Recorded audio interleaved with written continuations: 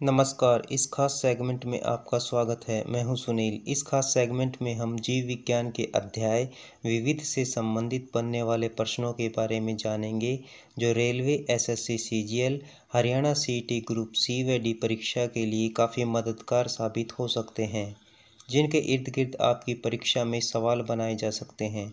तो आइए डालते हैं विविध पर बनने वाले प्रश्नों पर एक नज़र। दृश्यमान जैविक खतरों का एक उदाहरण है कैटरपिलर। वायरस, प्रोटोजोआ, फफूंद और यीस्ट उदाहरण है अदृश्य जैविक खतरे का। किसी भी दवा की अधिक मात्रा बन जाती है संभावित जहर। वे दवाएं जो रिसेप्टर साइट से जुड़ती है और उसके प्राकृतिक कार्य को रोकती है एंटागोनिस्ट्स। वह दवा जो रिसेप्टर साइट से जुड़ती है और इच्छित रसायन और रिसेप्टर के प्रति प्राकृतिक प्रतिक्रिया उत्पन्न करती है एगोनिस्ट। वैज्ञानिक एवं औद्योगिक अनुसंधान परिषद CSIR किस मंत्रालय के अंतर्गत आती है? विज्ञान एवं प्रौद्योगिकी मंत्रालय। पाश्चुरीकरण विधि में रोगाणुओं को मारने के लिए जिस तापमान पर दूध को 15 से 30 सेकंड तक गर्म किया जाता है वह है 72 से 75 सेल्सियस। राष्ट्रीय विज्ञान अकादमी स्थित है प्रयागराज, उत्तर प्रदेश में। भारत की सबसे बड़ी स्टेम सेल विनिर्माण प्रयोगशाला कहाँ स्थित है? हैदराबाद। किसी विशेष बीमारी के कारण समय से पहले मरने वालों की संख्या का आकलन करने के लिए विशेषज्ञों द्वारा उपयोग किया जाने वाला एक संकेतक है ग्लोबल बर्डन ऑफ डिजीज। सुई या इंजेक्शन का अत्यधिक डर कहलाता है ट्रिपेनोफोबिया। ऊंचाई का डर कहलाता है एक्रोफोबिया। एक उपकरण जिसका उपयोग किसी जीवित जीव की श्वसन दर को मापने के लिए किया जाता है रेस्पिरोमीटर। अपच के इलाज के लिए इस्तेमाल की जाने वाली दवा है एंटासिड। एक चिकित्सा प्रक्रिया जहां परीक्षण और निदान के प्रयोजनों के लिए रोगी से ऊतक का एक नमूना लिया जाता है बायोप्सी। कैफीन एक है एडेनोसिन रिसेप्टर प्रतिपक्षी है। WHO ने किशोरों को जिस आयु वर्ग में वर्गीकृत किया है वह है 10 से 19 वर्ष। मानव शरीर का सामान्य तापमान होता है 37 डिग्री सेल्सियस 98.6 डिग्री फ़ारेनहाइट। ऐसी दवाएं जो रिसेप्टर को बदलकर प्राकृतिक वाहक का अनुकरण करते हैं कहलाती है एगोनिस्ट। ऐसी दवाएं जो रिसेप्टर साइट को बांधती है और उसके प्राकृतिक कार्य को रोकती है एंटेगोनिस्ट। जल एक है चक्रीय संसाधन। ग्लास एक उदाहरण है फोमाइट का। जब रोटी फूलती है और पकती है तो आटे में बुलबुले बनते हैं कार्बन डाइऑक्साइड द्वारा। शारीरिक व्यवहारिक रूपात्मक प्रकार हैं अनुकूलन के। मक्के के दानों के स्टार्च युक्त भाग से बने एक सामान्य घटक का नाम जिसका उपयोग पके हुए खाद्य पदार्थों में गाढ़ा करने वाले एजेंट के रूप में किया जाता है कॉर्नस्टार्च। सर्केडियन रिदम शब्द संबंधित है बॉडी क्लॉक से। गाय है जुगाली करने वाला जानवर। मकड़ी के जाले बने होते हैं सिल्क से। एनाजेन, कैटाजेन और टेलोजन किसके विकास की अवस्थाएं हैं? बालों की। क्यूलेक्स एडिज एनोफेलिज है मच्छरों के प्रकार। विशेष रूप से निर्मित टैंकों और तालाबों में मछली के प्रजनन को कहा जाता है पिसीकल्चर। जीवन को बनाए रखने के लिए जीवों में होने वाली रासायनिक प्रक्रियाओं के समूह को कहा जाता है उपापचय प्रक्रिया। जलीय पौधों और जीवों द्वारा किए गए अनुकूलन का वह तरीका जहां शरीर के तरल पदार्थों की परासरणीय सांद्रता परिवेशी वायु और पानी की परासरणीय सांद्रता के साथ बदल जाती है संरूपण। यदि चावल के आटे की पेस्ट में आयोडीन का घोल मिलाया जाए तो पेस्ट का रंग हो जाता है नीला काला। मानव शरीर का pH मान है 7 से 7.8। गुथे आटे का आयतन बढ़ने का कारण है CO2 किण्वन। किण्वन एक प्रकार है अवायवीय श्वसन का। कार्बन डाइऑक्साइड किसकी अपेक्षा जल में अधिक घुलनशील है? ऑक्सीजन। पायरूवेट लैक्टिक अम्ल में परिवर्तित हो जाता है जो है 3 कार्बन वाला अणु। एसिटिक अम्ल पाया जाता है सिरके में। हेलिकोबैक्टर पाइलोरी नामक जीवाणु की खोज के लिए फिजियोलॉजी और मेडिसिन का नोबेल पुरस्कार को दिया गया रॉबिन वारेन और बेरी मार्शल को। वे अंग जिनकी मूल संरचना और उत्पत्ति समान हो लेकिन कार्य अलग अलग हो कहलाते हैं समजात अंग। भेड़ की त्वचा के पतली परत से ऊन निकालने की प्रक्रिया कहलाती है अपरूपण।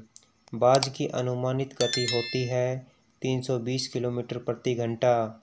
आयोडीन का उपयोग किसकी उपस्थिति का परीक्षण करने के लिए किया जाता है?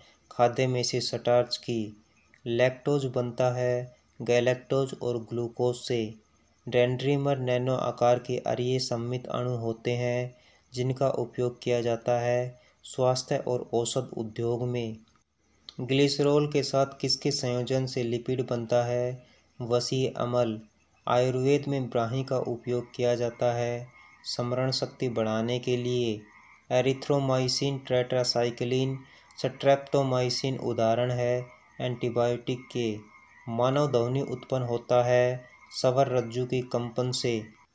इबुप्रोफेन किसके इलाज के लिए सामान्य दवा है? दर्द बुखार और सूजन।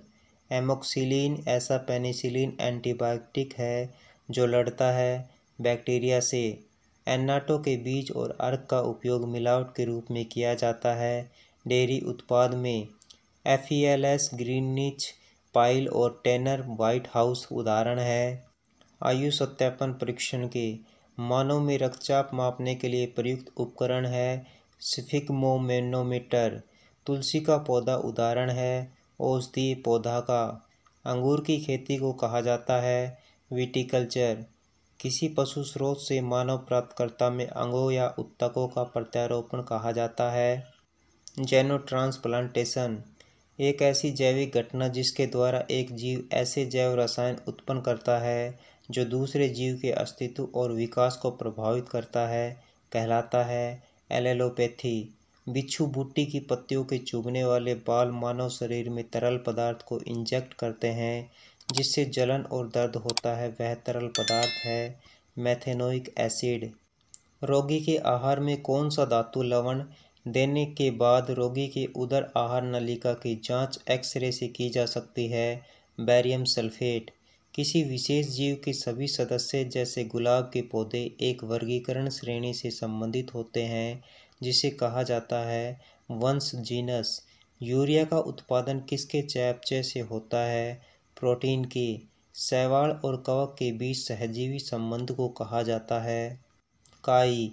मोनोसोडियम ग्लूटामेट को अक्सर रेस्तरां के भोजन डिब्बाबंद सब्जियों सूप में मिलाया जाता है स्वाद बढ़ाने के लिए। दीमक को कहा जाता है श्वेत चींटी। हृदय के पेसमेकर को कहा जाता है एसेसिनो-एट्रियल नोड। मानव शरीर का मुख्य संतुलन अंग स्थित होता है कान के आंतरिक भाग में। अल्पऑक्सीयता हाइपोऑक्सिया शब्द का अर्थ है ऑक्सीजन की कमी से। प्रोबायोटिक पद प्रयुक्त किया जाता है सजीव सूक्ष्मजीव खाद्य संपूरक के लिए।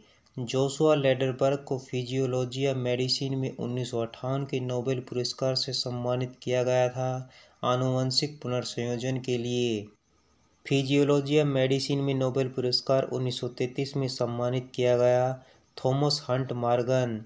फिजियोलॉजिया मेडिसिन में नोबेल पुरस्कार 1968 संयुक्त रूप से प्रदान किया गया था रॉबर्ट डब्ल्यू हॉली, हरगोविंद खुराना और मार्शल डब्ल्यू नीरेनबर्ग। हाइब्रिडोमा प्रौद्योगिकी एक नया जीव प्रौद्योगिकी उपागम है मोनोक्लोनल एंटीबॉडी की वाणिज्यिक उत्पादन के लिए। आज के लिए आपका होमवर्क का प्रश्न रहेगा एसिटिक अम्ल पाया जाता है ए सिरके में, बी जीवाणु में, सी मच्छरों में, डी गाजर में। इस प्रश्न का उत्तर आप हमें कमेंट बॉक्स में ज़रूर बताएं कि इसका सही उत्तर क्या है। तो फिलहाल इस सेगमेंट में बस इतना ही। बेहतर तैयारी के लिए हमारे चैनल HR दृष्टि को लाइक शेयर और सब्सक्राइब करना ना भूलें। मिलते हैं नेक्स्ट सेगमेंट में, तब तक के लिए नमस्कार। हमारी टीम कोशिश करती है कि हमारे द्वारा दिए गए कंटेंट में कोई भी गलती न हो। यदि किसी सोर्स या ह्यूमन एरर की वजह से ऐसी गलती हो जाती है तो इस वीडियो के कमेंट बॉक्स में उस गलती को सुधार कर पिन कर दिया जाता है। यह आपको कमेंट बॉक्स में सबसे ऊपर दिखाई देता है।